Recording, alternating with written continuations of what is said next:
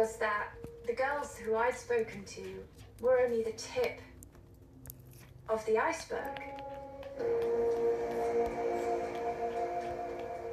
And it actually got even worse in Florida.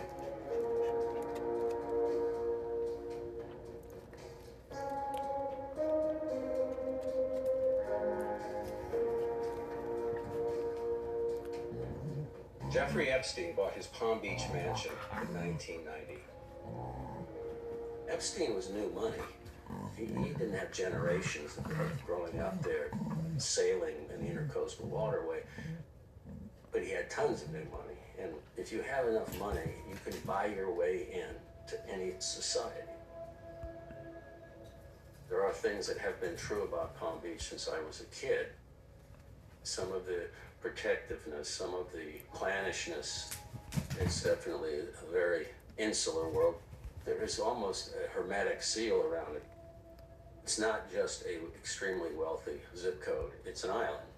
And I think that it almost has a psychological effect on the very, very wealthy people who move there or who have grown up there or whose fathers or grandfathers bought estates there, because there's a sense of security and safety and privacy, and they like it that way.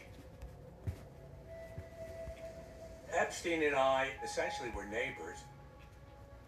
And why would Jeffrey Epstein come here? Here it is. You're on the ocean. It's quiet and secluded.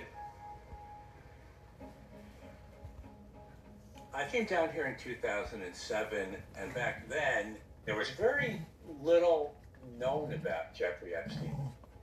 What people knew about him was that he was stunningly rich. The guy was living a life that most people dream about. He had a $15 to $20 million house here in Palm Beach.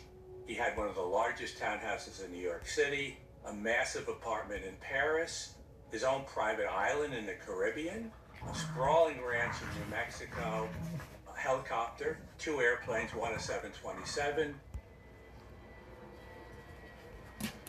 That's the commercial side of the airport there, where all those, JetBlue and everybody else lands. But the west side of the airport is where the private jets are. That's where Jeffrey parked his jets. I was a reporter here for 25 years. I also lived over in Palm Beach, covered the Epstein case extensively. This guy was a bit of a ghost down here. Nobody really saw him. Nobody knew him. In the 80s, he hit it out of the ballpark. A lot of powerful men liked him and trusted him to handle his money. Jeffrey Epstein and Donald Trump, they were both wealthy guys from New York, and they both ended up living a mile apart along Billionaires Row in Palm Beach. They knew each other. Epstein frequented Mar-a-Lago for a time. There's now a widely circulated quote from Donald Trump, which he probably would like